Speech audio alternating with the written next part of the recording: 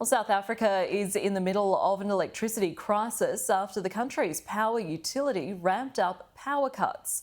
The rolling blackouts have had a devastating effect on the economy and are also raising widespread concerns for public safety. Hours equivalent to more than 130 days. That's 4 full months this year alone, with no power. South Africa is in the throes of an electricity crisis. And with some of the worst inner-city crime rates in the world, the lack of light is lethal. Because it's dark and we've got more robberies that are happening, we've got more burglaries that are happening, we've got more complaints that are just coming in. A record number of assault cases have been reported to the police. And in the worst year of blackouts so far, the dark corners have become a cover for criminals.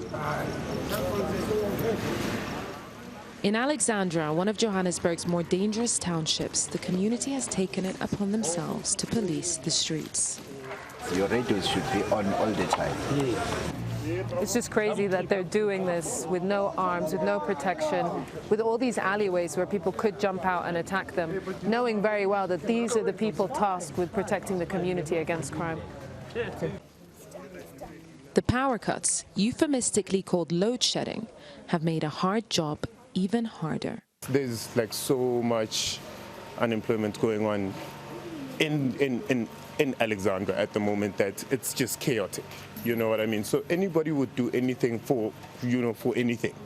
It makes it really, really hard to keep it safe. So now load shedding comes in and it's just like, 50% harder all of a sudden. Our government, they only care about our votes. But when coming to power cuts, they don't care because they're only living in their suburbs. I know maybe some of them, they experience these power cuts, but their houses are well secured. They've got security guards. So here we don't have security guards. We only have ourselves to protect ourselves. And for the lucky few, when the lights go off, the generators go on. South Africa's power utility Eskom has been implementing the highest level of electricity cuts yet, leaving people with no power for at least 5 hours a day. Eskom blames an aging fleet of coal-fired stations that constantly break down, struggling to generate even half of their capacity. Even in the daylight, residents are recovering from the nighttime cuts. So the street lights go off? Yeah, they do. It's getting dark. So you've always lived here on the street? Zotile Nkala was assaulted on her way home from work. The attackers didn't just take her phone, they kicked her pregnant belly. Oh, they robbed me my phone. Actually, that guy,